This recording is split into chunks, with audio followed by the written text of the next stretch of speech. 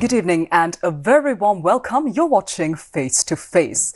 Well, as we know, Sri Lanka has long stood in the crossroads of history, culture, and even global diplomacy, starting from ancient trade routes to modern diplomacy.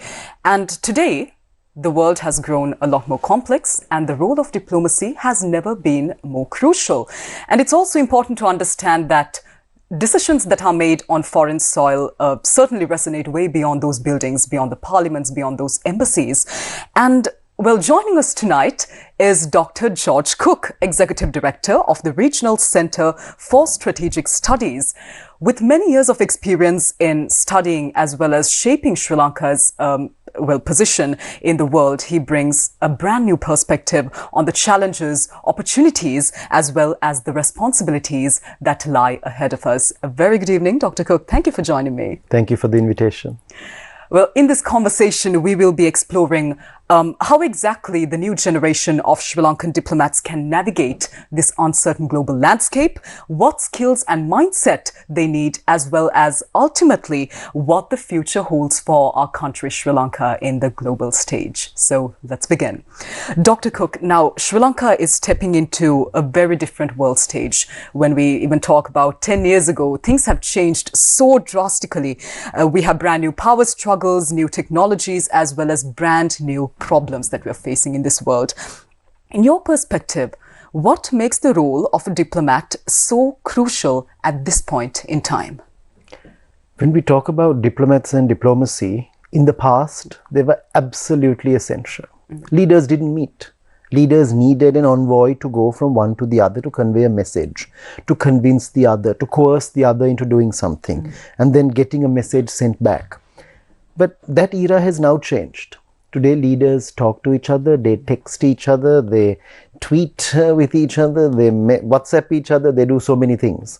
They're meeting regularly. It might be at the summit level, it might be on the sidelines of an international meeting, it might even be whilst they're transiting in a capital on their way to another destination.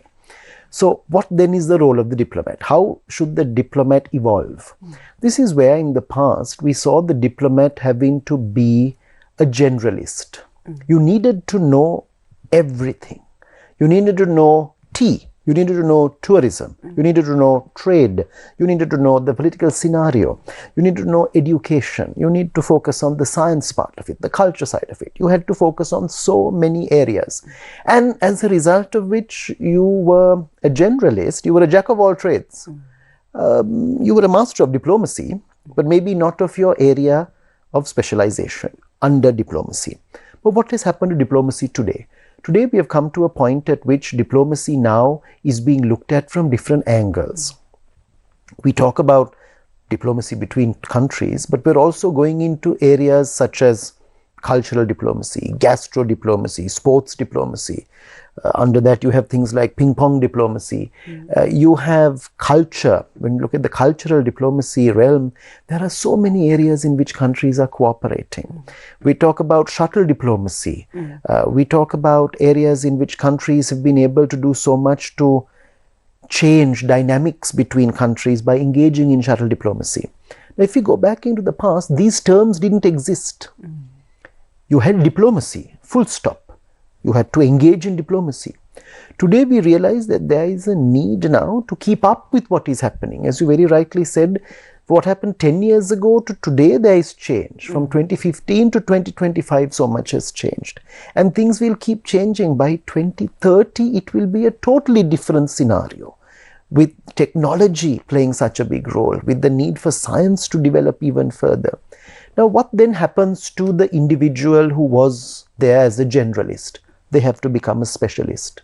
You have to specialize. You have to be thorough, because you need to now become an advisor.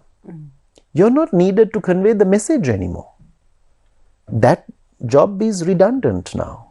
There are ways in which messages can be conveyed. Yes, we still have third-person notes, note verbal. We have all these things circulating. We do have ambassadors appointed to countries. We do have engagements bilaterally, multilaterally. But the diplomat based outside the country, especially those who are outside the country, have a vital role to play. You are gathering information. You are becoming that much more aware of how things are being done. When you come back, or when you are called back for consultations, you must bring a totally new perspective back to the capital. You should be able to come and caution, advise, warn, inform leaders, policymakers. This is exactly what is going on. Have understandings of the powers that be in those countries you are posted to, the powers behind the throne, who actually is calling the shots. How is policy being formulated and implemented?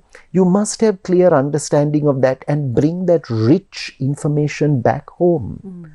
And for those who are in the country, in the capital, they should be able to engage widely with the diplomatic community based, in our case, in Colombo, as well as those missions that are accredited to us from neighboring countries as well. We must have ongoing engagement, and that is something that you're going back to the 1500s, the 1600s. Cardinal Richelieu in France talked about the fact that diplomacy had to be a continuous process, not something that is based on opportunistic advances. I don't talk to you because I want something. You understand, you see through it then. So that has to stop. We have to have continuous engagement. There has to be depth. There has to be specialization. That is where diplomacy is evolving. So for new diplomats now, like you said, diplomacy has evolved, and with that, the diplomats also have to evolve. What kind of a mindset or skill set should they possess in order to achieve these objectives? The first thing is you must be extremely happy about the fact that you are a Sri Lankan. Yeah. From a Sri Lankan perspective. If it's a Sri Lankan diplomat we're talking about here. You are representing your country. When you see the flag flying, when you hear the anthem, you should have a sense of joy. I don't want to use the word pride or being proud about it, but you must have a sense of fulfillment and be happy to note that you've been able to do something to fly the flag out there, or to ensure that Sri Lanka has come out on a very good wicket when it comes to whatever we have engaged in there. So that is where we need to be aware of the fact that we are Sri Lankan first. That Sri Lankan-ness has to be promoted. But then how do we promote that Sri Lankan-ness amongst our diplomats? They've got to learn their history. That is where the awareness comes in. That is where the education comes in. That is where you can come from any field of study, any academic discipline. But when you're in the foreign service, when you are accredited to a country, when you're sent out there, you must be mindful of the fact that you're there as a representative of Sri Lanka. 22 million Sri Lankans. You might not be the ambassador, but still, wherever you go, whatever event you engage at, wherever you meet people, wherever you are representing Sri Lanka. You are not there on holiday. You are not there by accident. You're not there by chance. You're there for a job. You're there for a task. And this is where diplomacy goes beyond it being merely a job that we do. It's not a 9 to 5. It involves 24 hours almost. You've got to be available. You've got to be pushing for the country and do everything possible to make sure that the country does not suffer. You must promote, sustain the good name of the country, the image, build the image of the country out there, look at opportunities for the country, but also be able to learn what is happening in other parts of the world. We don't come back and copy the same thing over here, but we must be able to understand. We must not, like frogs, jump out of the well and then jump back into the well. That we should never do. We should really be able to grasp, have a wider area of knowledge, and that is where learning becomes so important. So first thing would be mindful of the fact that you are first a Sri Lankan. Then you can be whatever community, whatever caste, creed, religion, whatever you want after that. First Sri Lankan. But also be mindful of the knowledge that goes with it and be aware of what is happening right now. There is so much of technology at our disposal. We don't have to wait for a fax to come to us. We don't have to wait for that email to arrive anymore. We have information at the tips of our fingers. Are we accessing that? Are we learning? Are we going out there and doing that? Other countries are doing it. Other young diplomats out there are doing it. Is that same thing happening here? That's the question.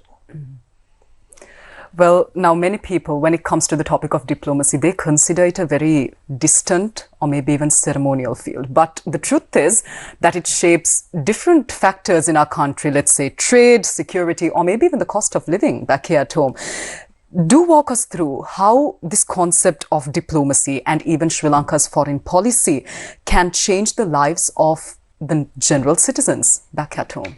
You're right. People feel it is rather distant. They see a foreign head of state coming to the country.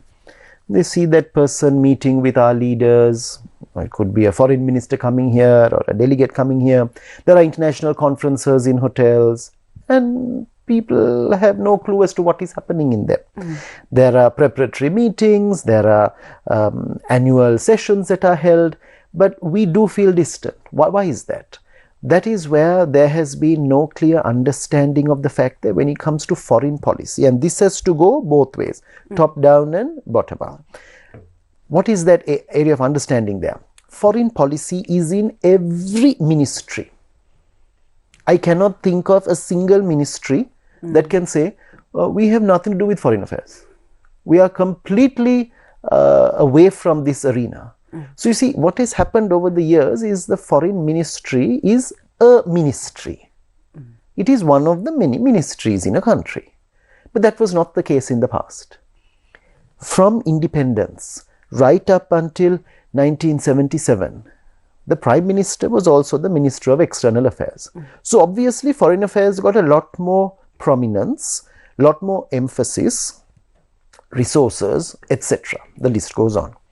But later on, when we had a separate person appointed, the minister appointed to head the portfolio of foreign affairs, we saw it becoming a ministry. Now that has to change. This is where we have to realize that whilst there is foreign affairs in every ministry, whilst the ministries have to realize that, people also have to realize it. Now, for example, when it comes to education, there are scholarships being given, there's uniform material being given, there are books being donated, there are programs being arranged, there are teacher training activities that are taking place. People are getting impacted in some way or other. You can take any ministry for that matter. You mentioned trade. That's one of the most important areas there. Our exports, our imports, the investment that we get in the country, that's coming from outside. You see, we want a lot of things from the outside world. We want more trade. We want more investment. We want more tourists. We want more grants. We want more aid.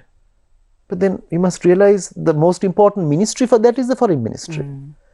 That should be the central unit. You can't bypass the foreign ministry and try to get any of those things done.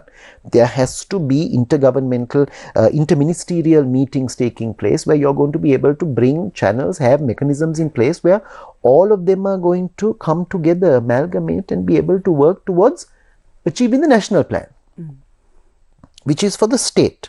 So this is where that realization, I said, has to come from top down. From the president downwards, everybody has to realize that. People at the grassroots also must realize it. Theruni, just think for a moment. Think of the devices that you use. Your mobile phone, your laptop. Think of the vehicles that you travel in. Think of the fuel that goes into those vehicles. Think of the equipment that we are using. Think of the food that we are eating. We don't have to go very far. Are you eating things that are only being grown on the island? No. There's so much that we're importing. This is right around us. You know, IR, our international impact is right around us. And yet we don't realize it. Is that because we live on the island and we think we are self-sufficient, we have everything on the island? We don't. We don't. We have had various periods in our history. We have had colonialism, we have had the impact of that, we've had technology. But okay, so we've had independence now and maybe we should have moved away and become self-sufficient. That hasn't happened. We are very dependent on the world, but do we realize where these things come from? When someone gets into a bus, do they realize where that bus was made or how that bus is running? If you get onto a bicycle even, like, you know, okay, you're pedaling the bicycle, but how about the structure? Where was the frame made? How did that come in here? mobile phones, people go and buy new phones, buy all sorts of electronic devices. They are not being made here. But so that is where that bottom-up approach is also needed, where people at every level in society need to be aware of how relevant the world is for us and what is that channel. Our foreign policy is most important. If we sever diplomatic relations with a country from which we get a certain product, we're not going to get the product anymore from there. Of course, the world has diversified, there are other options now, but we're not in a position to sever ties with anyone for that matter, given where we are on the power ladder. So it has to be a holistic approach to understanding the relevance of foreign policy, relevance of diplomacy. If not for those areas, we will be a very different place. So now we've discussed why exactly diplomacy and foreign policy are really important to Sri Lanka on the global stage. Dr. Cooke, if you were to describe Sri Lanka's future when it comes to diplomacy using a few principles, what would those be and why? When we look ahead, which we have to do all the time, this is where it has been consistently said. I have written on it, we've talked about it, we've done all of this. Sri Lanka needs to strategize. We need to know where we're going. Planning is one thing. You and I plan. We plan what time to meet for this interview. And then we work it backwards. There's a time I have to leave my earlier destination to get to the studio. That is planning. But we need to go beyond that as a country. We need to strategize. We need to know what we want to achieve, how that is going to impact the country, what the negatives are going to be, how we are going to convert those into opportunities. That is what we need to do. This strategizing process is absolutely essential. I'll base it on what I like to call the 4 R's, which we sometimes don't think about, but it's very relevant when it comes to foreign policy especially. First thing is we have to review. We have to know where we have been. We have to be mindful of what our trajectory has been over the years. We can't suddenly wake up and say there was no conflict. We can't say the people didn't get killed. We can't say there has been no violence in this country. We can't say there has been no uprising in this country. We can't say that. We have to accept history. We have to talk about history. We have to revisit history. We have to know. So we have to review.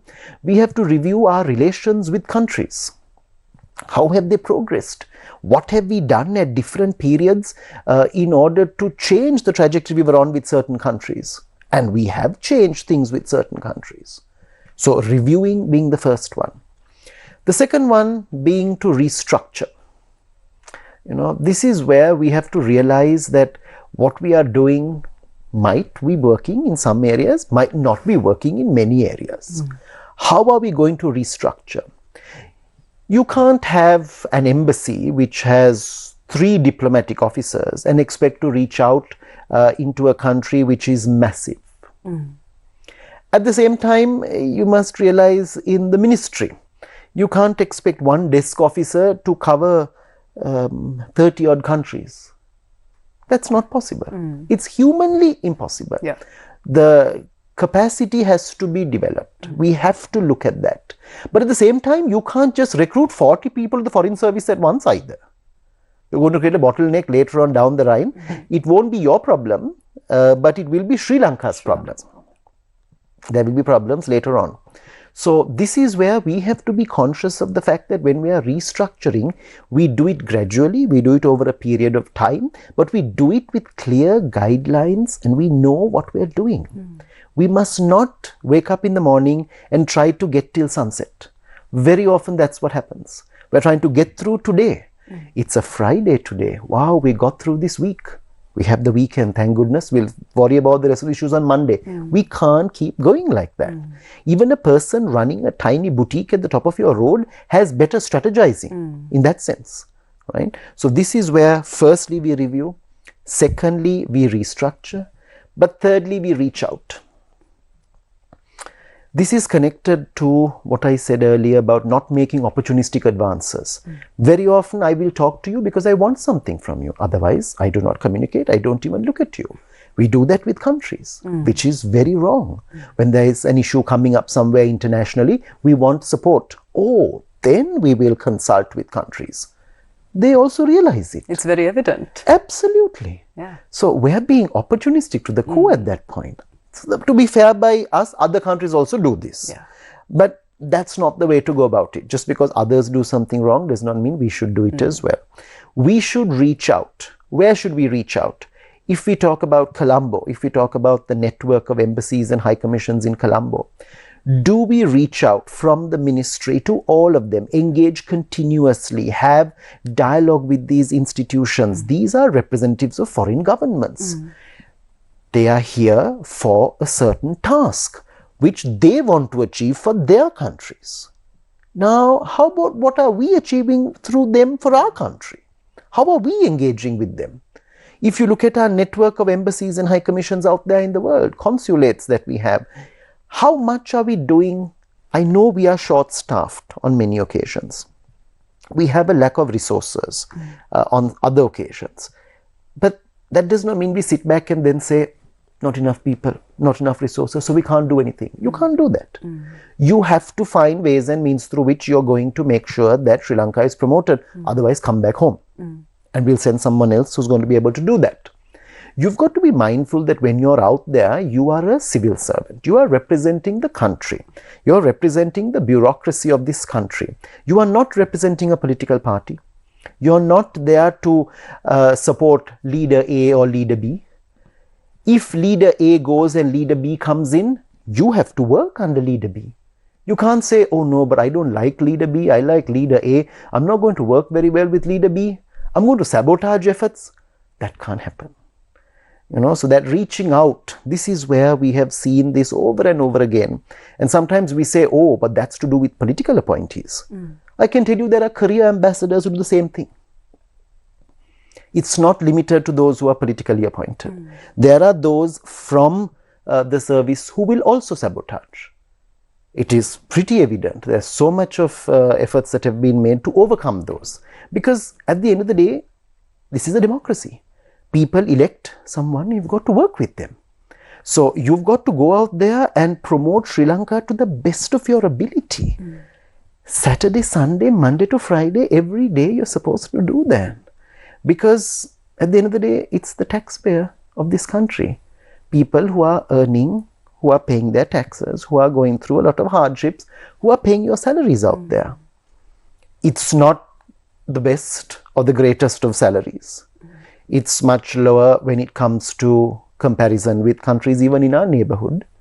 But still, with whatever we get, we must do our maximum. We must always remember the tea plucker, the coconut plucker, the fisherman. We must think of these people back home who are doing so much. And we are representing everyone in the country. So reaching out becomes absolutely essential. But once we have reviewed, once we have restructured, once we have reached out, we must be ready. Very often we come up with situations where we pretend as though this is the first time this has happened. That's because we are not aware of history.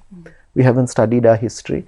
We are not ready. We are not prepared. We don't have a plan B or a plan C, hopefully even a plan D.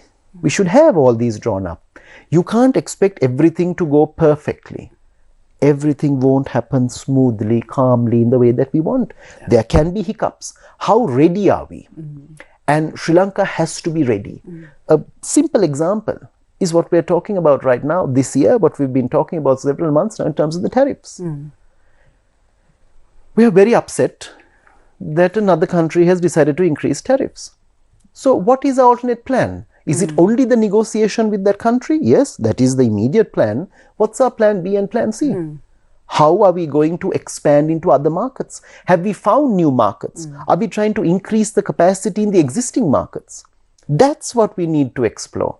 And very often we are stuck with trying to resuscitate plan A and trying to throttle plan A and make sure plan A works, and sometimes plan A might not work. You must have fallback plan. That readiness is absolutely essential because the world is so uncertain, relations are so uncertain, things are changing all the time. We have to be ready to face any of those situations.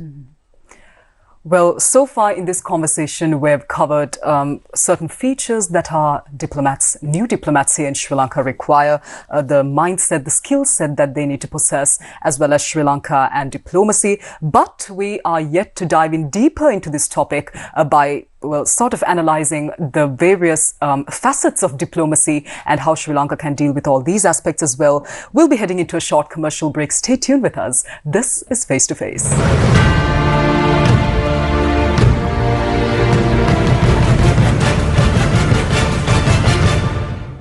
Set කරපු දේ තමයි වෙන්නේ. ඒක අනිවාර්යෙන් වෙනවා සිස්. මං කියන්නේ අර කරන් මෙතනින් බැන්නට පස්සේ සෑහෙන කාලයකට එළියට එන්න වෙන්නේ නැහැ. බෝඩි මාරියන්නේත් නෑවා. තාත්තගේ ජීවිතේ නැති උනේ මේක විසඳන්න ගිහින්. තාත්තා වැටුණු තැනින් මං නැගිටිනවා.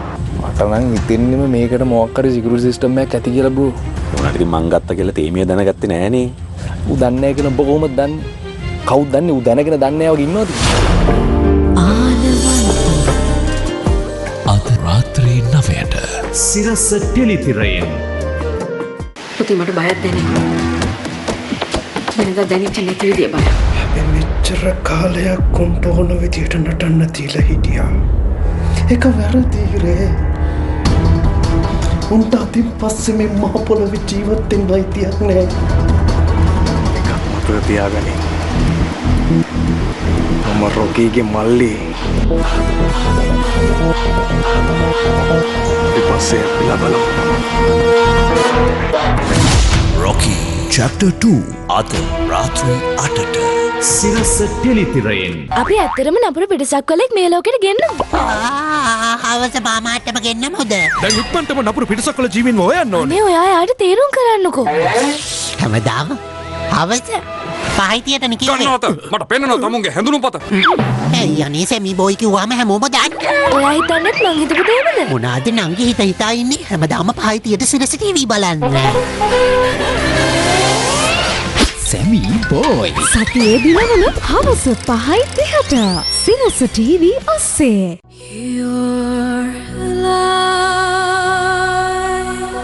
ගලා පසින කඳු රැලියක අහිමිව යන උරුමය.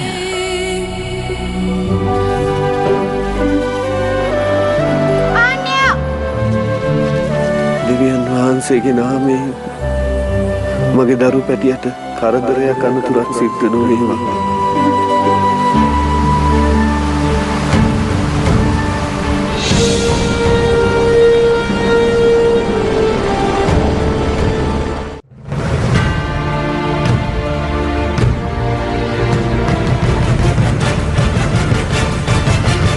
Welcome back. This is Face to Face. This night, I'm in conversation with Dr. George Cooke, Executive Director of the Regional Center for Strategic Studies. And so far in this conversation, we have been discussing various things regarding the next generation of Sri Lankan diplomats, as well as what the future holds for our country in the global stage. Now, we were talking about diplomacy before we headed into this commercial break, and I said that we will be delving a bit deeper into this topic of diplomacy regarding the various facets of diplomacy. Let's start off, Dr. Cooke, with economic diplomacy.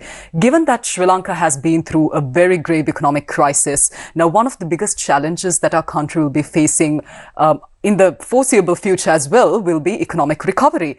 How can our diplomats play a strong role in this process? So when it comes to our missions out there, our embassies out there, we also, in many of them, we have a representative from the Sri Lanka Commerce Service, who is also, as the trade representative, who is also out there. Now, there has to be much closer engagement between the Ministry of Foreign Affairs and the Department of Commerce, the Ministry of Trade, the Ministry of Investment. All these have to come together. This is where we need to have long-term plans, Theruni. It's not just how we're going to get through, as I said today, and what is the conference that's coming up and who's going for the conference and which hotel are they going to stay at and transportation done and the chapter closes. No.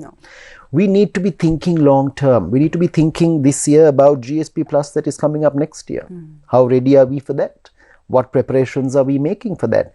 What about looking at it long term? If the country picks up, if we come out of where we are we thinking of what's going to happen in 2028? Now, that is not something only for the politicians to do. Now, very often we think that's the job of the president, that's the job of the minister, that's cabinet level decisions that have to be made. But this is where within ministries, the bureaucracy really has to start becoming proactive in a way in which you are providing policy options to the policy decider. Now, when it comes to that economic aspect, there are several countries out there which have combined their Ministry of Foreign Affairs and Trade. So they have it as one ministry. So you can clearly see then their objective is to use foreign policy to achieve their trade targets. They want to improve their economies. They want to increase their exports out of their country. They want to attract more investment. They want to find opportunities to go out there and invest in other countries. So you can see strategy right throughout. They have a strategized foreign policy. Now, many countries won't come out and say it directly. But let's take a country like China. Of course, they have a strategized foreign policy. All of it comes together and they look at that holistic picture in Beijing in trying to decide what they want to do with each country. Every sector everyone has a responsibility, every department has a task to fulfill in achieving the overall objective of working with, in our case, Sri Lanka. So this is where that economic trade aspect being brought together with foreign affairs makes a massive difference, because you're not working in silos then. You're not isolated. You have, and when you come together, there is synergy. That's what we want. Sri Lanka will benefit hugely through that synergy. Dr. Cooke, now also negotiating trade deals with bigger powers in this world can often make smaller states like ours, or there are plenty of other examples we can cite, they put us in very vulnerable situations. And well, for example, the most recent situation was, of course, President Donald Trump and his reciprocal tariffs. So many countries had to compromise so much in order to save themselves from these tariff rates. So what kind of a mindset or approach can Sri Lanka adopt in order to come out of such negotiations with real benefits without having to compromise factors such as sovereignty? We must learn to be negotiators first. We must know when we go into a negotiation to study the other side. Very often we focus on the logistics, we focus on the hospitality. We are well known for that. We want to make sure that everything goes smoothly. Whereas the other side has studied who sits in front of them. They've studied your strengths, they've studied your weaknesses, they know your trigger points, they know what will tick you off, they know what you have a lot of knowledge about. They know those areas. They come so well prepared. This is where, when it comes to negotiation, it's one thing for us to have a meeting and say, okay, we'll talk about these 5 things. We need to now play devil's advocate there and say, okay, what if they bring up this point? How do we respond to that? What if they bring us some other point? How are we going to respond to that? Negotiating is not something that happens naturally. This is not a discussion over a cup of coffee that we're having. This is an art. It has to be perfected, it has to be practiced. For that to happen, you need to have proper programs at play, especially in ministries of foreign affairs around the world, and many of them do it, not only for the young diplomats. It has to be done right throughout the structure, because very often the young ones are not the ones going for the negotiation. They are the ones who are note takers at the meeting. The most senior people have also got to be trained and retrained. They've got to be open to that. They've got to be able to understand, because each negotiation is unique. There are different issues that come up. There are different characters that you're dealing with, different personalities, different egos. You have to be ready to deal with that. You have to respond. You have to know how to maintain a certain degree of decorum at that point. How not to lose the focus of what you're there for. That is very essential. And this is where continuous training at every level in a ministry in terms of negotiation is not something only for one team of negotiators before negotiation X. No, it has to be a continuous process that we do as part and parcel of training when it comes to diplomacy. Let's talk about geopolitics and strategy. As we know, we're located in the heart of the Indian Ocean. Sri Lanka's location is sometimes described by people as a blessing, but also as a curse. Now, how can diplomacy turn our geographical location into a real advantage while carefully managing the competition between the more powerful states in this world? Why have colonial powers come this way? Why are other countries looking at us? Why are they interested in us? Do we realize the importance of our geography? Do we keep saying location all the time, but do we understand the importance of our location? This is what we have to keep asking ourselves over and over again. How much are we using that to our advantage? Look at strategies that other countries have. I'll give you one example, and that's an Indo-Pacific strategy. We're hearing that from the United States, from the European Union, from Australia, from Japan, from so many countries out there. We're sitting in the middle of the Indo part of the Indo-Pacific. What is our Indo-Pacific strategy? What are we doing about leveraging our location, getting involved in all the conversations about the Indian Ocean? We should be at the table. Whether it is a dialogue that is taking place within our region, outside our region, we should be there. Because we are right in the middle of it. We are a key stakeholder. We may be a small country, but we are a key stakeholder. This is where we need to go out there into the world and not just talk about the fact that, okay, we are under pressure, we're caught between countries. Yeah, okay, so that happens to all countries. And very often people say, oh, look at Sri Lanka. Sometimes we get caught up in the geopolitics of India and China. My reaction is, look at Nepal. You can't go to Nepal unless you fly over India or China. The other option is a rocket into space and landing in landing in Nepal, but everybody can't do that. So don't talk about how we get caught up in geopolitics. That's natural. That's part of global interplay. That's going on all the time. How ready are we? How prepared are we to deal with, how aware are we about our location, the history of our location? You know, if you talk about location just from a tourism point of view, there are countries, I've been told, along the African coast, which want to promote diving. What do? They sink vessels in order to promote people to go down there and engage in underwater diving and going and exploring these. And discovering. We have them. Yeah, we do. Do we know how many shipwrecks we have? Are we doing anything to promote tourism in those? That's just one area. We're waiting for the whales. We're waiting for the dolphins. We're promoting the elephants. We're just looking at things that we can see. There's so much that we can't see. There's so much that we're not aware of. And this is where we want to become a hub in the Indian Ocean. There's a lot we are doing or we can do to become that hub. But remember, there's also a negative side. There can be accidents. There can be problems, environmental disasters. We have to be prepared always. It might not happen for the next 50 years. That's okay. We should spend on preparation. Because if something happens, the cost is way more than what we're spending for preparation. This is where we need to be conscious of that location, conscious of the fact that we're an island, do a lot more. Look back at history and how this island was very significant. It's not difficult. It's just being aware of the past. There are certain aspects of the past that repeat themselves in new forms, new manifestations, and it will continue to do so in the future. We have to be prepared for that. And we really can use our location to a much greater degree than we are doing right now. May I now bring your focus to the recent visit to India by China's Foreign Minister Wang Yi. Now, balancing India and China has been long at the center of our foreign policy debate. Given this context and looking ahead, what kind of a balance is actually practical and sustainable for Sri Lanka? India-China coming together is wonderful. This is really good from a Sri Lankan perspective, from a South Asian perspective, from an Asian perspective. These are two giants in our parts of the world.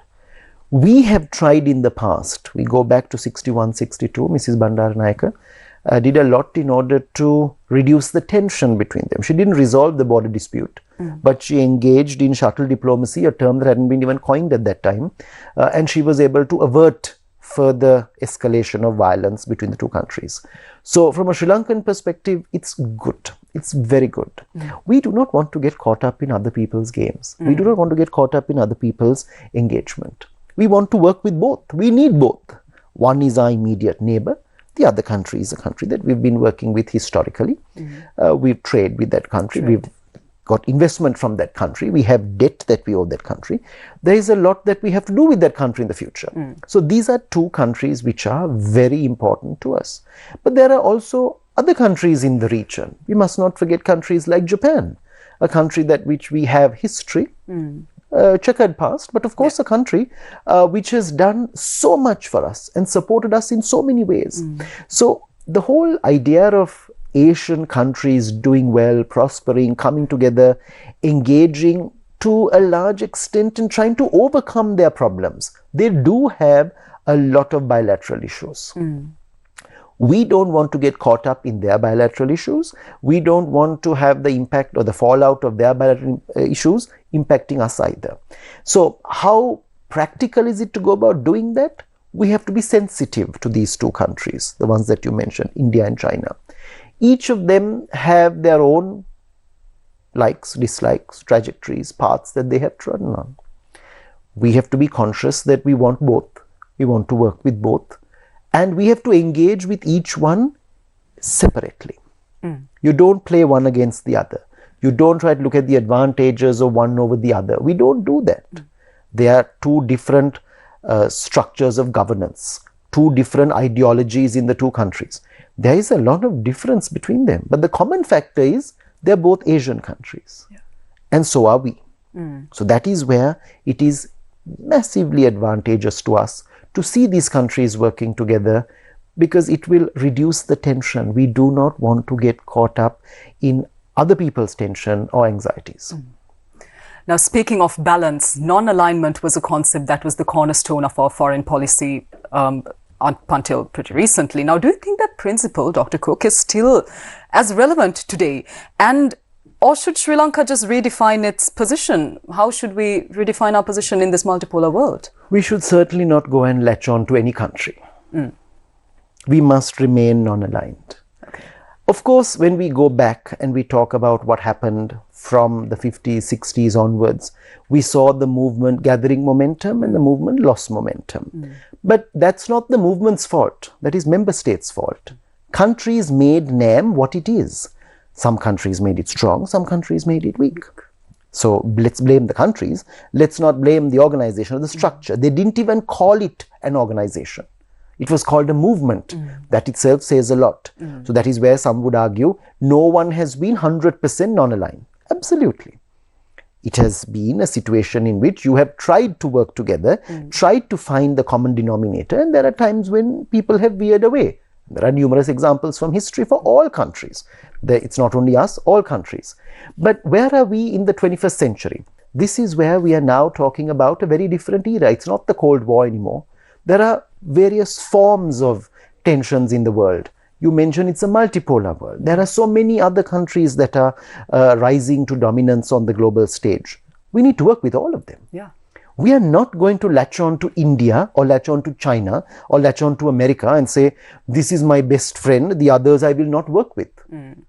Because they probably don't look at us that way. So we'll just be left out in the cold at that point. So this is where we need to understand what non-alignment means. Non-alignment as a principle is today evolving to the point at which we're beginning to understand that countries are trying to do everything in their national interests, to promote their national interests. And if it's good to work with 10, we work with 10. If it's good to work with 100, we work with the 100. We are not in a position, given our size, we are not in a position to latch on to only one country. Because that is not going to take us very far. Let's talk about soft power and building our image as a nation. You mentioned this earlier, image building. Now, social media and digital platforms are, of course, being used by everyone at this point. Everyone has a device on their hands. How do you see Sri Lanka using this brand new concept of digital diplomacy in the years ahead when it comes to image building, as well as the risks and opportunities that it may bring? When it comes to the opportunities, let's start with our food. When we want to talk about soft power, look at our plate of rice. Look at the different dishes that we produce in this country. You get up in the morning, you don't know what to eat. You have so much of variety. You might have rice, you might have so many other things. Afternoon, you might stick to rice, but in the night, you have another plethora of options that you can reach out to. Unfortunately, not everyone in the country will be conscious of that also. But certainly, this country has a lot to offer. We are not bereft of options, right? We have so many of them. Now, how do we convert those options into opportunities for the country? What are we doing there to promote that to the outside world? There are people out there who have heard about Kottu. Now, growing up, there was no Kottu for me. I don't remember a Kottu growing up as a child. Now, where did Kottu come onto the scene as a Sri Lankan dish? Now, can you see what has happened? How this, just one item, so many tourists visiting this country want to eat Kottu. They want to know about Kottu. We have come to a point where when it comes to our food, when it comes to our music, when it comes to our dance, when it comes to our cultural events, when it comes to the various traditions that we have, the puppets, the weaving, the mats, the handicrafts, the clay material, the stone carvings, you name it. These are things which can be taken onto the international stage. And that is where digital diplomacy plays a big role. I'll give you an example. Some years ago, quite a few years ago, there were threats being made towards Iran in terms of an invasion taking place. Not what happened earlier on this year, but some years ago. What did Iran do? Iran flooded the internet with images of all their World Heritage sites, their historic sites, their museums, their cultural venues, and people were marveling, wow, look at what this country has. Are we going to go and bomb it and destroy it? I don't think we should be doing that. You see, so it worked then, it didn't work later on. That's a different issue there. But this is where we need to look at how we can use all platforms available. There was a time where we would print posters and put them up, or we would hand out leaflets and brochures. Today we're going digital. We need to use every platform at our disposal in order to inform the outside world about what we are doing, how we are doing things over here. You know, there are people who are coming here and we think, and I'm going back to my time in diplomacy. I met a British photographer who was having an exhibition in Paris who had come to Sri Lanka after the tsunami. And she had gone to this lady's backyard and taken photographs. What had she photographed? She had photographed an empty clay pot where there was a piece of karapincha and rampe and a little bit of kirihodi remaining. That was a photograph, a very unique way of looking at it. She was talking about food security, sustenance, how people are managing, what they do. And she looked at Sri Lanka from a very different lens. Now, very often we think we must show Sigiriya. We must show an elephant in a perahara, we must show the beaches, we must show the leopards, and then that's Sri Lanka. There's a lot more to Sri Lanka that even we don't realize exists. We need to promote this. That those digital platforms are key routes to the outside world. If all of our missions are doing this, constantly getting that message out there, and this is where not only in terms of footage, videos and photographs, but also going beyond that in terms of engaging with the global community. When people are talking about these issues, we should be at those platforms. We won't physically be at them, but we should virtually be present there. This is where digital diplomacy can evolve in so many ways.